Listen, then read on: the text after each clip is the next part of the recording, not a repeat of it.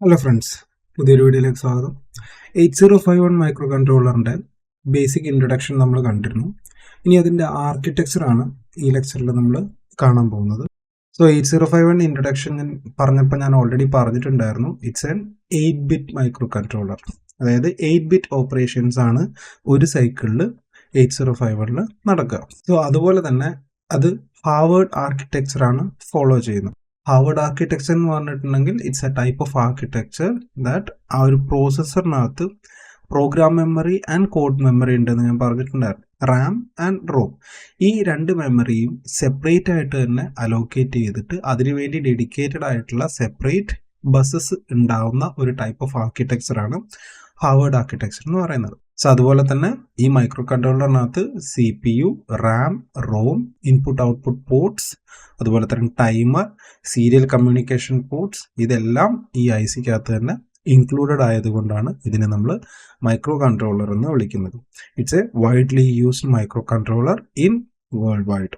ഇത് വളരെ സിമ്പിൾ തൊട്ട് കോംപ്ലക്സ് ആയിട്ടുള്ള പല ഓപ്പറേഷൻസുകളും ഈസി ആയിട്ട് ചെയ്യുന്നതാണ് ഇൻ എംബഡഡ് സിസ്റ്റം. ഈ മൈക്രോ കൺട്രോളറിന് ഡിഫറെൻറ്റ് ഫീച്ചേഴ്സ് ഉണ്ട്. പല ഫീച്ചേഴ്സുകളും നമ്മൾ ഓൾറെഡി ഡിസ്കസ് ചെയ്തതാണ്. അതിലുള്ള ചിലതാണ് it's an eight bit micro controller. അതുപോലെ തന്നെ അതിൻ്റെ റോം എന്ന് പറയുന്നത് 4 KB ആണ്. റാം എന്ന് പറയുന്നത് 128 ബൈറ്റ്സ് ആണ്. അതുപോലെ തന്നെ ഇറ്റ് ഹാസ് 2 ക്ലോക്സ്.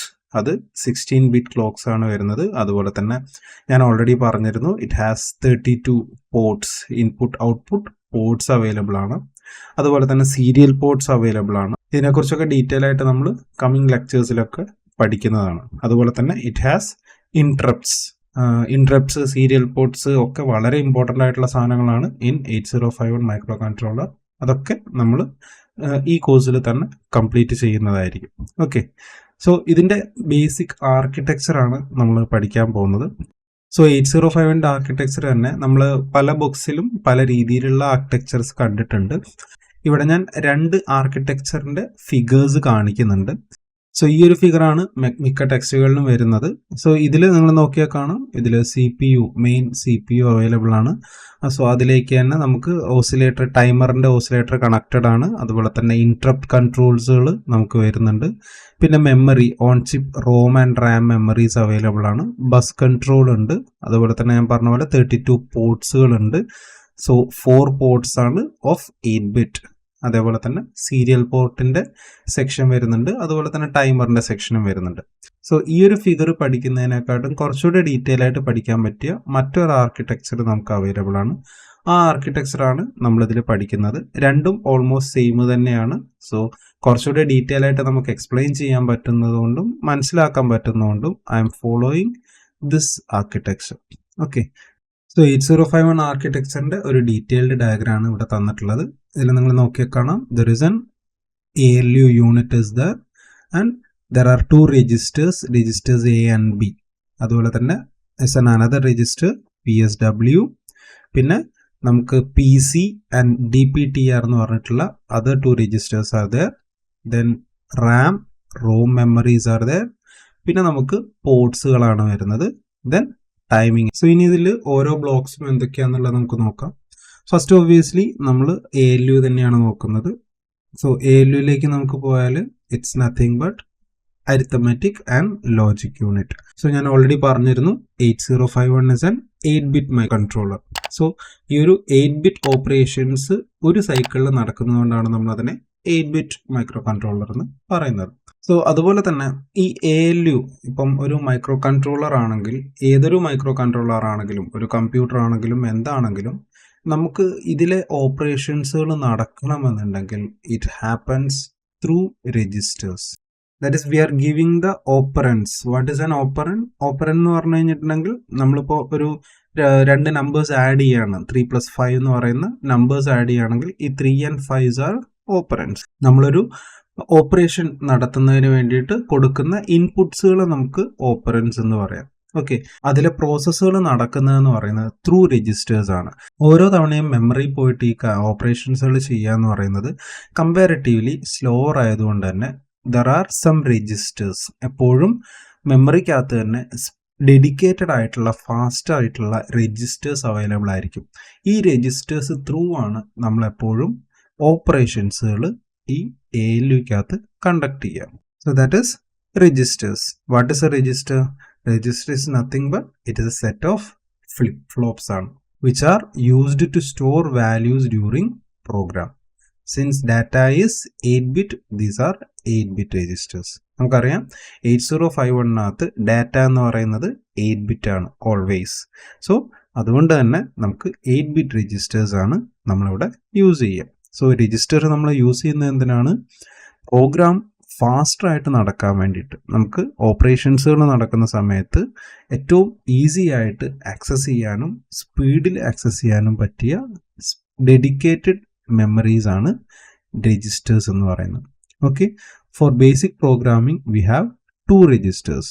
നമുക്ക് 8051 2 മെയിൻ രജിസ്റ്റേഴ്സ് ആണ് വരുന്നത്, A ആൻഡ് B. അതിലും കൂടുതൽ രജിസ്റ്റേഴ്സ് വരെ അവൈലബിൾ ആണ്. പക്ഷേ ഏറ്റവും മെയിൻ ആയിട്ട് ഓപ്പറേഷൻസ് നടക്കുന്നത് A and B registers ആണ്. അതിൽ first one and the most important register is register A. Register A holds the first operant and also the result. So നമുക്ക് ഏത് ഓപ്പറേഷൻസ് നടക്കണമെങ്കിലും ആദ്യം നമ്മൾ ഈ രജിസ്റ്റർ എയിലേക്കാണ് ഫസ്റ്റ് ഓപ്പറൻഡ് നമ്മൾ കോൾ ചെയ്യുക. എന്നിട്ട് ഈ രജിസ്റ്റർ A വെച്ചിട്ടാണ് മറ്റു ഓപ്പറേഷൻസുകൾ നമ്മൾ ചെയ്യുക. And always it holds the result. Suppose നമ്മൾ 2 നമ്പേഴ്സ് ആഡ് ചെയ്യുകയാണെന്ന് വിചാരിക്കുക. That is add A, B എന്ന് പറയുന്ന ഇൻസ്ട്രക്ഷൻ ആണ്. ഇതിനെക്കുറിച്ച് കൂടുതലായിട്ടൊക്കെ നമ്മൾ പിന്നീട് പഠിക്കും. എന്നാലും ജസ്റ്റ് ഒരു എക്സാമ്പിൾ നമുക്കവിടെ പറയാം. ആഡ് A, B എന്ന് പറയുകയാണെന്ന് വിചാരിക്കുക. That is A and B എന്ന് പറയുന്ന 2 രജിസ്റ്റർ തമ്മിൽ ആഡ് ചെയ്യാണ്. എയിൽ എന്താണോ ഉള്ള ഡാറ്റ അതുപോലെ ബിയിൽ എന്താണോ ഉള്ള ഡാറ്റ, ഈ 2 ഡാറ്റ നമ്മൾ ആഡ് ചെയ്യുകയാണെങ്കിൽ ആഡ് ചെയ്തതിന് ശേഷം അതിൻ്റെ റിസൾട്ട് എന്ന് പറയുന്നത് will be always storing in A. So it's A accumulator register. അതുകൊണ്ടാണ് അതിനെ A രജിസ്റ്റർ എന്ന് വിളിക്കുന്നത്. ഫോർ അനദർ എക്സാമ്പിൾ A,R0 എന്ന് പറയുന്ന വേറൊരു രജിസ്റ്റർ നമുക്ക് അവൈലബിൾ ആണ്. സോ 2 അഡീഷൻ ഓപ്പറേഷൻ നടക്കുകയാണെങ്കിൽ result will be stored in A. And similarly A,R1 എന്ന് പറയുന്ന മറ്റൊരു എക്സാമ്പിൾ നമ്മൾ എടുക്കുകയാണെങ്കിൽ ഇവിടെയും നമുക്ക് ഈ റിസൾട്ട് എന്ന് പറയുന്നത് എപ്പോഴും എയിലായിരിക്കും സ്റ്റോർ ചെയ്തിട്ടുണ്ടാവും. സപ്പോസ് നമ്മൾ ഈ 3 ഓപ്പറേഷൻസുകളും നടത്തുക എന്ന് വിചാരിക്കുക. ആദ്യം നമ്മൾ A, B ആഡ് ചെയ്യുന്ന സമയത്ത് എയും ബിയും തമ്മിൽ ആഡ് ചെയ്തിട്ട് റിസൾട്ട് എവിടെ സേവ് ആവും? എയിൽ സേവ് ആവും. നെക്സ്റ്റ് ഓപ്പറേഷൻസിന് എന്താ നടക്കുക? ഇവിടെ ഓൾറെഡി നമ്മൾ നേരത്തെ സേവ് ചെയ്ത് വെച്ച റിസൾട്ട് ഉണ്ട്. അതിൻ്റെ കൂടെ R1 എന്താണോ അത് ആഡ് ആയിട്ട് അതിൻ്റെ റിസൾട്ട് എയിൽ സ്റ്റോർ ചെയ്യും. ദെൻ അടുത്ത ഓപ്പറേഷൻസിൽ എന്താ സംഭവിക്കുക? നേരത്തെ റിസൾട്ട് സേവ് ചെയ്ത ആൻസർ എയിലുണ്ട്. ആ റിസൾട്ടും R1 ഡാറ്റയും തമ്മിൽ അഡീഷൻ നടന്നിട്ട് അതിൻ്റെ റിസൾട്ട് ഫൈനലി എവിടെ നടക്കും? എയിൽ സേവ് ചെയ്ത് വെക്കും. So always A accumulate the result. നമ്മൾ 8051 വളരെ ഇമ്പോർട്ടൻ്റ് ആയിട്ടുള്ള ഒരു രജിസ്റ്ററാണ് A രജിസ്റ്റർ എന്ന് പറയുന്നത്. നമ്മൾ ഏത് ഓപ്പറേഷൻ ചെയ്യുമെങ്കിലും ആദ്യം നമ്മൾ ഡാറ്റ മൂവ് ചെയ്യുന്നത് A രജിസ്റ്ററിലേക്കായിരിക്കും. Okay, so it's an important register. Keep that in mind. Second register എന്ന് പറയുന്നതാണ് രജിസ്റ്റർ B. ഈ രജിസ്റ്റർ B എന്ന് പറയുന്നത് it's a special type of register ആണ്. Only register that is used for multiplication and division. So ALUവിൽ എപ്പോഴൊക്കെ മൾട്ടിപ്ലിക്കേഷനും ഡിവിഷനും നടക്കുന്നുണ്ടോ അപ്പോഴൊക്കെ നമ്മൾ രജിസ്റ്റർ B ഉപയോഗിച്ചിരിക്കും. ഓൺലി ആ ഒരു ഓപ്പറേഷൻസ് നമുക്ക് രജിസ്റ്റർ ബിയുടെ ഹെൽപ്പോടെ മാത്രമേ നമുക്ക് ചെയ്യാൻ പറ്റുള്ളൂ. സോ എപ്പോഴൊക്കെ മൾട്ടിപ്ലിക്കേഷനും ഡിവിഷനും നടക്കുന്നുണ്ടോ അപ്പോഴൊക്കെ നമ്മൾ എന്ത് ചെയ്യും? ഈ രജിസ്റ്റർ B യൂസ് ചെയ്യും. അല്ലാത്ത സമയങ്ങളിൽ നമുക്ക് രജിസ്റ്റർ B സ്കിപ്പ് ചെയ്യാവുന്നതാണ്. സോ ഫോർ എക്സാമ്പിൾ നമ്മൾ ഒരു ഇൻസ്ട്രക്ഷൻ നമുക്ക് ഇതിൽ അവൈലബിൾ ആണ്, മൾ AB. സോ നമ്മളിവിടെ കോമ യൂസ് ചെയ്യുന്നില്ല. അതൊക്കെ നമ്മൾ ഇൻസ്ട്രക്ഷൻസ് പഠിക്കുന്ന സമയത്ത് പഠിക്കും. എന്നാലും അറിഞ്ഞിരിക്കുക, മൾട്ടിപ്ലിക്കേഷൻ്റെ ഇൻസ്ട്രക്ഷനാണ് MUL എന്ന് പറയുന്നത്. മൾ AB എന്ന് പറഞ്ഞു കഴിഞ്ഞാൽ എയും ബിയും തമ്മിലുള്ള മൾട്ടിപ്ലിക്കേഷൻ നടക്കുക എന്നുള്ളതാണ്. ഓക്കെ, സോ ALUവിന് നമ്മൾ അറിഞ്ഞിരിക്കേണ്ട ഏറ്റവും ഇമ്പോർട്ടൻ്റ് ആയിട്ടുള്ള സാധനമാണ് register A and register B. So ഈ ഒരു ALU സെക്ഷൻ നമ്മൾ ഓൾറെഡി കണ്ടു കഴിഞ്ഞു. That is ALU and register A and register B രണ്ടും 8-bit രജിസ്റ്റേഴ്സ് ആണ്. ഇനി നമുക്ക് നെക്സ്റ്റ് കാണുന്നത് PSW എന്ന് പറയുന്ന ഒരു സെക്ഷനാണ്. That is nothing but programme status word. So what is PSW എന്ന് പറഞ്ഞു കഴിഞ്ഞിട്ടുണ്ടെങ്കിൽ നമ്മൾ ALUവിൽ എപ്പോൾ ഒരു ഓപ്പറേഷൻ നടക്കുന്നുണ്ടോ, എപ്പോൾ ഒരു ഓപ്പറേഷൻ നടന്നാലും നമുക്ക് മെയിൻലി 2 കാര്യങ്ങളാണ് അവിടെ ജനറേറ്റ് ചെയ്യുന്നത്. ഒന്ന് ഒരു റിസൾട്ട്, സെക്കൻഡ് അതിൻ്റെ status. That is every time ALU does an operation it produces A result and A status. ഈ റിസൾട്ട് സേവ് ചെയ്യുന്നത് നമുക്ക് നമ്മുടെ അക്യുമുലേറ്ററിലാണ്, പക്ഷേ സ്റ്റാറ്റസ് സേവ് ചെയ്യുന്നത് നമ്മുടെ പ്രോഗ്രാം സ്റ്റാറ്റസ് വേർഡ് എന്ന് പറയുന്ന PSW-നാണ്. That is it contains the status of the current result. This programmer can also change the PSW in 8051. അതായത് ഈ PSW-ൻ്റെ സ്റ്റാറ്റസ് എന്ന് പറയുന്നത് പ്രോഗ്രാമറിന് വേണമെങ്കിൽ ചേഞ്ച് ചെയ്യാവുന്നതാണ്. ഇതിനെക്കുറിച്ച് നമ്മൾ പിന്നീട് പഠിക്കും, എന്നാലും അറിഞ്ഞിരിക്കുക. That is A register that contains the status of the current result. Okay, അതാണ് PSW എന്ന് പറയുന്നത്. പിന്നെ നമുക്ക് വരുന്ന മെയിൻ ഒരു സാധനമാണ് this PC. What is PC? It is program counter.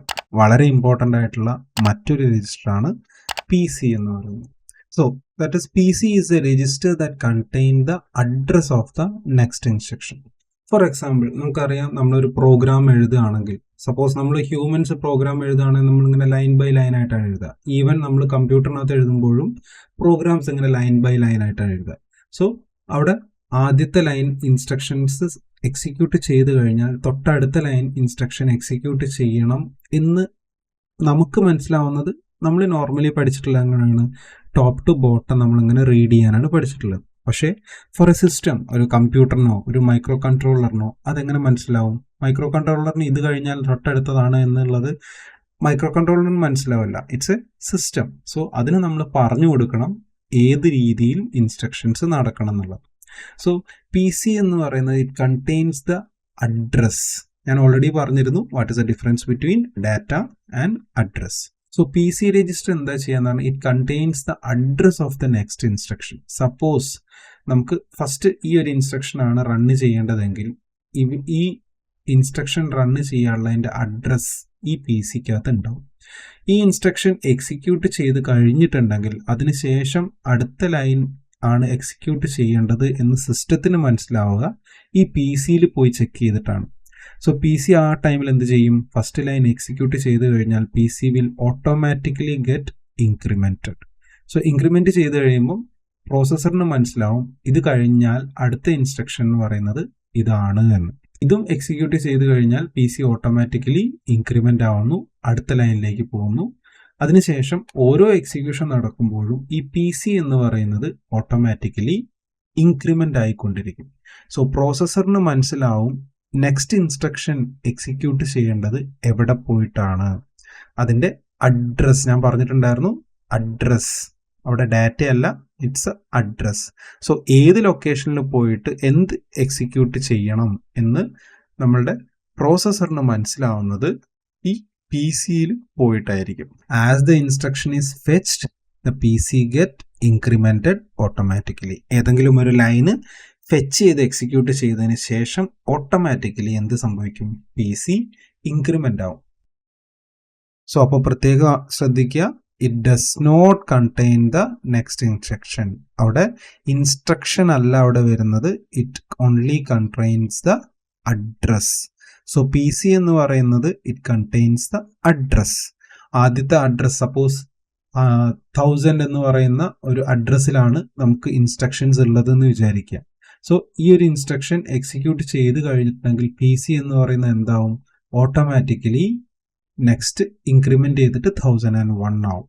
So processor എന്ത് ചെയ്യും? അതിൻ്റെ അടുത്ത ഇൻസ്ട്രക്ഷൻ എവിടുന്ന് റൺ ചെയ്യണം, എവിടെ പോയി റൺ ചെയ്യണം എന്നുള്ളത് ഈ PC നോക്കിയിട്ടായിരിക്കും നോക്കുക. സോ PCയിൽ 1001 ആണ് വരുന്നത്. സോ ഈ അഡ്രസ്സിലുള്ള കണ്ടൻറ്റ്സ് എക്സിക്യൂട്ട് ചെയ്യും. ഞാൻ ഓൾറെഡി പറഞ്ഞിട്ടുണ്ടായിരുന്നു നമ്മൾ 8051 എന്ന് പറയുന്നത് ഒരു 8-bit പ്രോസസ്സറാണ്. അതിലെ ഡാറ്റ എന്ന് പറയുന്നത് 8-bit ആണ്. അഡ്രസ് എന്ന് പറയുന്നത് it's 16-bit. Okay, so that is the program counter. വളരെ ഇമ്പോർട്ടൻ്റ് ആയിട്ടുള്ള ഒരു രജിസ്റ്ററാണ്. ഓക്കെ, ഇനി നമുക്കതിൽ നെക്സ്റ്റ് വേണ്ടതെന്ന് പറഞ്ഞു കഴിഞ്ഞാൽ DPTR എന്ന് പറയുന്ന സാധനമാണ്. DPTR is nothing but data pointer. DPTR is a register that contains the address of the data. So DPTR രജിസ്റ്ററിലാണ് അതിൻ്റെ അഡ്രസ് ഉണ്ടായിരിക്കുക. Not data.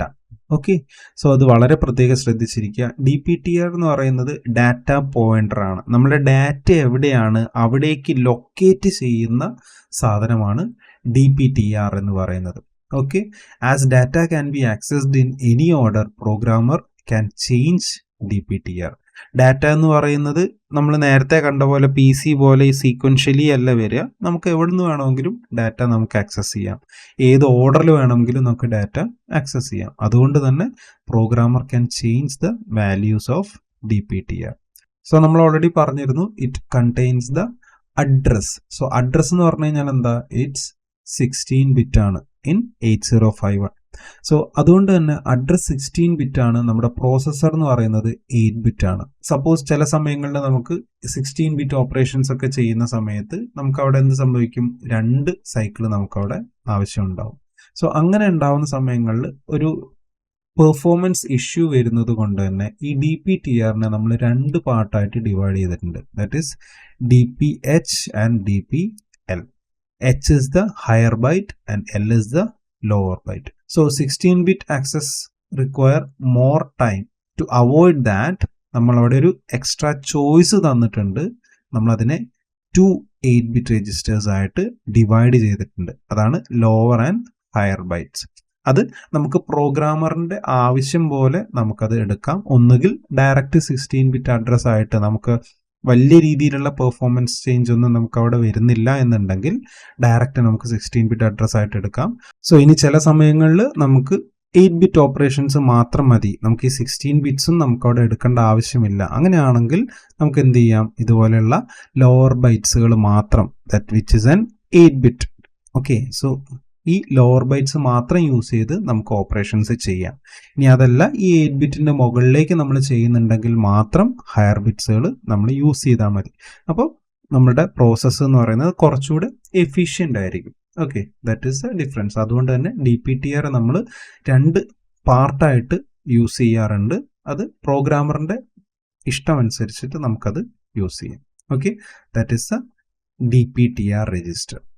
സോ 8051 വളരെ ഇമ്പോർട്ടൻ്റ് ആയിട്ടുള്ള ALU ആൻഡ് അതർ രജിസ്റ്റേഴ്സ് നമ്മളവിടെ കഴിഞ്ഞു. ഇനി നമുക്ക് വരുന്നത് നമ്മുടെ റാം ആൻഡ് റോംസ് ആണ്. സോ ഇന്റേണൽ റാമിനെ കുറിച്ച് നമുക്ക് ഒന്ന് നോക്കാം. സോ ഞാൻ ഓൾറെഡി പറഞ്ഞിരുന്നു, ഇന്റേണൽ റാം എന്ന് പറയുന്നത് ഇറ്റ്സ് 128 ബൈറ്റ്സ് ആണ്. That 128 bytes mean there are 128 location. ഇവിടെ ഇന്റേണൽ റാമിൽ നിങ്ങൾ നോക്കിയാൽ കാണാം, ദാറ്റ് ഇസ് 128 ബൈറ്റ് ആണെന്ന് പറഞ്ഞിട്ടുണ്ട്. ഈ 128 ബൈറ്റിനെ തന്നെ ഞാനിവിടെ A എന്നും D എന്നും റെപ്രസെന്റ് ചെയ്തിട്ടുണ്ട്. That is nothing but address and data. Data carries the value and address carries the location. Okay, so നമുക്ക് വേണ്ട ഡാറ്റ എന്ന് പറയുന്നത് ഈ ലൊക്കേഷനിലായിരിക്കും, അതിൻ്റെ അഡ്രസ് എന്ന് പറയുന്നത് ഈ ലൊക്കേഷനിലായിരിക്കും ഉണ്ടാവുക. 8051 മൈക്രോ കൺട്രോളറിൽ എപ്പോഴും ഡാറ്റ എന്ന് പറയുന്നത് 8 ബിറ്റും അതുപോലെ തന്നെ അഡ്രസ് എന്ന് പറയുന്നത് 16 ബിറ്റുമാണ്. പക്ഷേ there is only one exception in 8051, that is നമ്മളുടെ ഇന്റേണൽ റാമിനകത്ത് it uses 8 bit address. Internal റാമിനകത്ത് മാത്രമാണ് നമ്മൾ എന്ത് ചെയ്യുന്നത്? 8 ബിറ്റ് അഡ്രസ് യൂസ് ചെയ്യുന്നത്. ബാക്കി എല്ലായിടത്തും നമ്മൾ 16 ബിറ്റ് അഡ്രസ് ആണ് യൂസ് ചെയ്യുന്നത്. ഡാറ്റ എന്ന് പറയുന്നത് വിൽ ബി ഓൾവേസ് 8 ബിറ്റ് ആണ്. ഇനി നമുക്ക് വരുന്നത് അഡ്രസ് ആണ്, അല്ലേ? സോ നമുക്കറിയാം, നമുക്ക് 128 അഡ്രസ് ആണ് നമുക്ക് വരുന്നത്. സോ ഒരു 128 എന്ന് പറയുന്ന നമ്പർ റെപ്രസെന്റ് ചെയ്യണമെങ്കിൽ നമുക്ക് എന്ത് വേണം?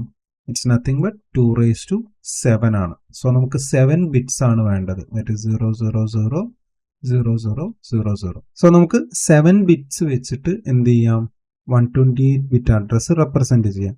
പക്ഷെ നിങ്ങളൊരു കാര്യം ശ്രദ്ധിച്ചിട്ടുണ്ടോ? മെമ്മറി എന്ന് പറയുന്നത് will be always in power of 2 ആണ്. In computer everywhere it's A power of 2. So for example pen drive നമുക്കൊന്ന് നോക്കാം. പെൻ ഡ്രൈവ് എന്ന് പറഞ്ഞു കഴിഞ്ഞിട്ട് അതിൻ്റെ സൈസ് എങ്ങനെയാണ് വരിക? 2 GB ഇറങ്ങുമായിരുന്നു ആദ്യം. അതിനുശേഷം നമുക്ക് വന്നിട്ടുള്ളത് 4 GB ആണ്. 4 GB കഴിഞ്ഞാൽ പിന്നെ 8 GB, ദെൻ 16 GB, 32 GB. ഈ രീതിയിലാണ് നമുക്ക് എന്ത് സംഭവിക്കുന്നത്? മെമ്മറി കാർഡിന്റെ അല്ലെങ്കിൽ പെൻ ഡ്രൈവിന്റെ ഒക്കെ സൈസ് നമുക്ക് വരുന്നത്, അല്ലേ? ദാറ്റ് ഈസ് ഈ 4നും 8നും ഇടയ്ക്ക് 6 GB എന്ന് പറയുന്ന ഒരു സാധനം നമ്മളവിടെ കണ്ടിട്ടുണ്ടോ? ഇല്ല. അതുപോലെ തന്നെ 8നും 16നും ഇടയ്ക്ക് 12 GB എന്ന് പറയുന്ന ഒരു സാധനം നമ്മളവിടെ കണ്ടിട്ടില്ല. സോ ഈ രീതിയിലാണ് നമുക്കവിടെ മെമ്മറീസ് എപ്പോഴും വരിക. സോ എപ്പോഴും കമ്പ്യൂട്ടറിനകത്ത് മെമ്മറി എന്ന് പറയുന്നത് ഈ ഒരു ഈവൻ നമ്പറിലായിരിക്കും റെപ്രസെൻറ്റേഷൻ ഉണ്ടാവുക. സോ നമുക്കൊരു 128 ബൈറ്റ് എന്ന് പറയുന്ന നമ്പറിനെ നമുക്ക് 7 ബിറ്റ്സ് യൂസ് ചെയ്തിട്ടാണ് നമ്മൾ റെപ്രസെൻറ്റ് ചെയ്യാന്ന് നമ്മൾ പറഞ്ഞു. സോ ഈ 7 ബിറ്റ്സ് ഉണ്ടെങ്കിൽ നമുക്ക് റെപ്രസെൻറ്റ് ചെയ്യാം.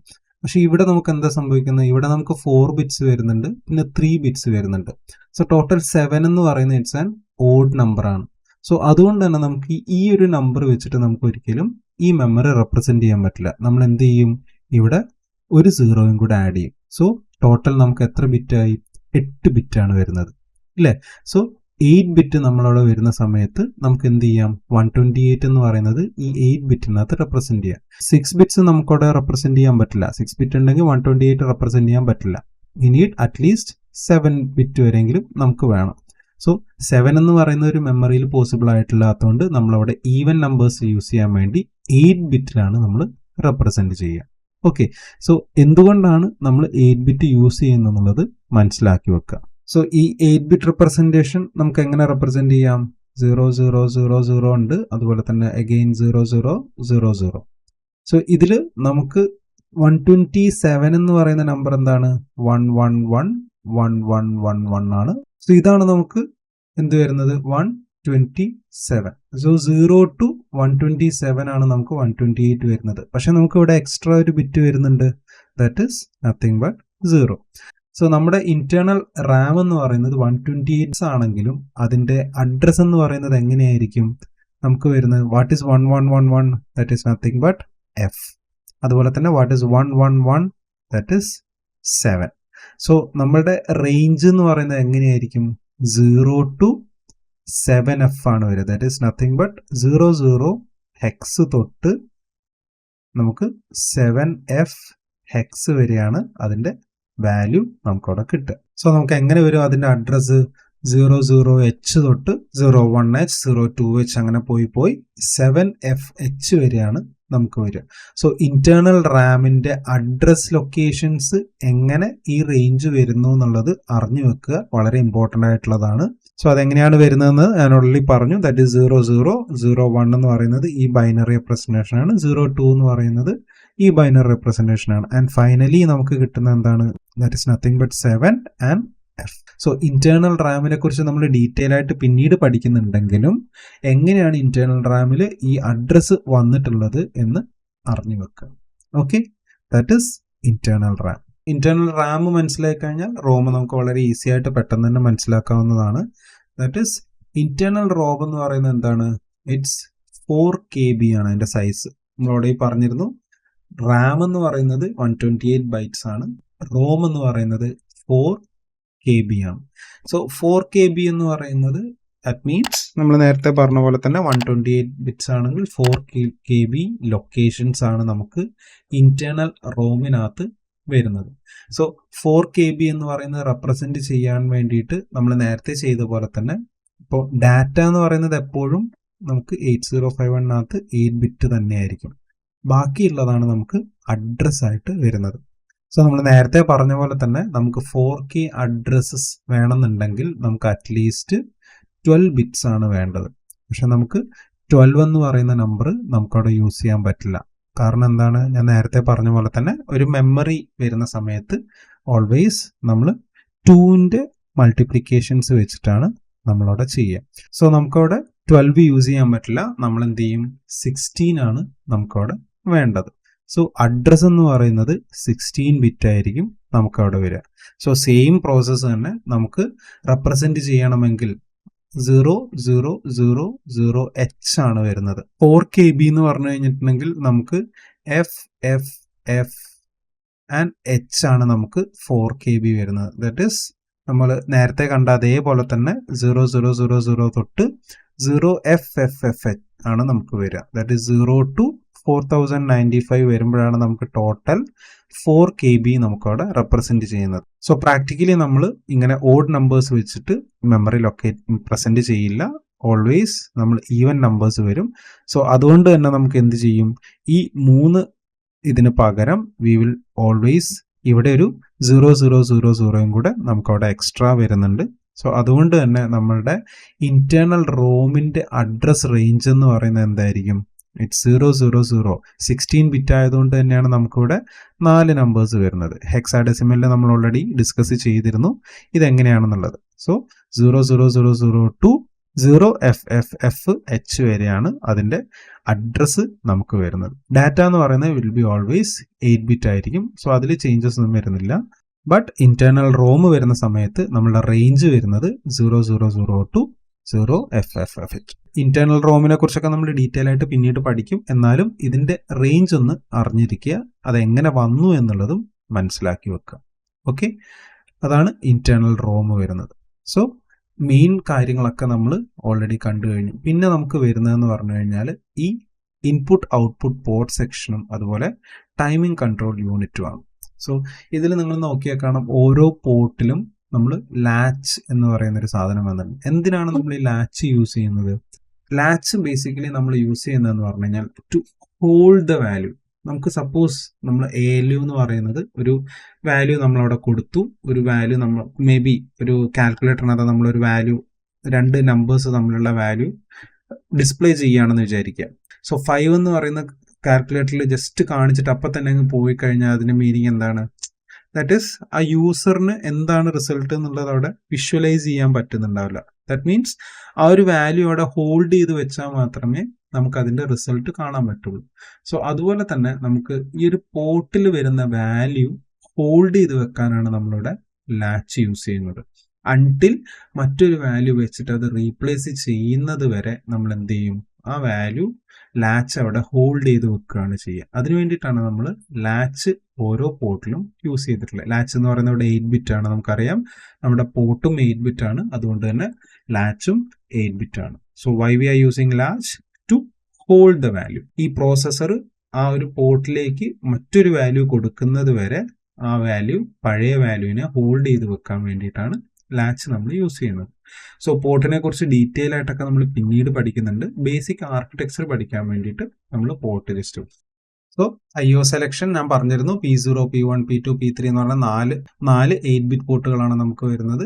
നമ്മൾ ലാച്ച് യൂസ് ചെയ്യുന്നത് വാല്യൂസ് ഹോൾഡ് ചെയ്യാണ്. അതുപോലെ തന്നെ there is timing and control unit. അതിനെക്കുറിച്ച് കൂടുതലായിട്ട് നമ്മൾ പിന്നീട് പഠിക്കും. എന്നാലും അതിന്റെ മെയിൻ പേർപ്പസ് എന്ന് പറയുന്നത് it release the control signal to all other parts and control the parts. Okay, ഒരു കൺട്രോൾ സിഗ്നൽസുകൾ നമ്മൾ മെയിൻ ആയിട്ട് കൊടുക്കുന്നത് ഈ ടൈമിങ്ങിനാണ്. അതായത് പ്രോസസ്സറിൽ ടൈമർ എന്തിനാണെന്ന് നമുക്കറിയാം. ഇതിനെ ടൈമിംഗ് കൺട്രോൾ ചെയ്യാൻ വേണ്ടിയിട്ടും നമുക്ക് ട്രിഗർ ചെയ്യാൻ വേണ്ടിയിട്ടും അങ്ങനെയൊക്കെ വേണ്ടിയിട്ടാണ് നമ്മൾ ടൈമിംഗ് സർക്യൂട്ട്സുകൾ യൂസ് ചെയ്യുന്നത്. അതൊരു വേറൊരു സെക്ഷൻ തന്നെയാണ് ഈ ഒരു കോഴ്സിൽ. അതുകൊണ്ട് അതിലേക്ക് ഡീറ്റെയിൽ ആയിട്ട് ഇപ്പം നമ്മൾ പോകുന്നില്ല. ടൈമിംഗ് പഠിക്കുന്ന സമയത്ത് നമുക്ക് ഡീറ്റെയിൽ ആയിട്ട് പഠിക്കാം. ഓക്കെ, സോ അത്രയാണ് നമുക്ക് അതിൻ്റെ ആർക്കിടെക്ചർ എന്ന് പറയുന്നത്. ഇനി നമുക്ക് ഇതിനകത്ത് കാണാനുള്ള ഒരു സാധനം എന്ന് പറഞ്ഞു കഴിഞ്ഞാൽ ബസ്സസ് ആണ്. നിങ്ങൾ ശ്രദ്ധിച്ചാൽ കാണാം 2 കളർ ബസ്സസ് ആണ് ഇവിടെ വന്നിട്ടുള്ളത്. സോ ഇതിൽ നോക്കിയാൽ 8 bit address or data bus എന്ന് വരുന്നുണ്ട്. ഞാൻ ഓൾറെഡി പറഞ്ഞിരുന്നു അഡ്രസ് എന്ന് പറയുന്നത് 16 ബിറ്റ് ആണ്. പക്ഷെ ഇവിടെ നമുക്ക് 8 bit address or data bus വരുന്നുണ്ട്. എന്തുകൊണ്ടാണ്? ഇത് കണക്ട് ചെയ്തിട്ടുള്ളത് ഇന്റേണൽ റാമിലേക്കാണ്. That is internal RAM is the only place which has 8 bit address. ബാക്കി എല്ലായിടത്തും നമുക്ക് 16 ബിറ്റ് അഡ്രസ് ആണ് 8051 വരുന്നത്. സോ അതുകൊണ്ടാണ് 16 ബിറ്റ് അഡ്രസ് ഇവിടെ ഗ്രീൻ ലൈനിൽ കൊടുത്തിട്ടുണ്ട്. ഈ 16 ബിറ്റ് അഡ്രസ് നമ്മുടെ PC വരുന്നുണ്ട്. നമുക്കറിയാം PC holds the address, DPTR is also holding the address. രണ്ടും അഡ്രസ് ആയതുകൊണ്ട് 16 ബിറ്റ് ആണ് വരുന്നത്.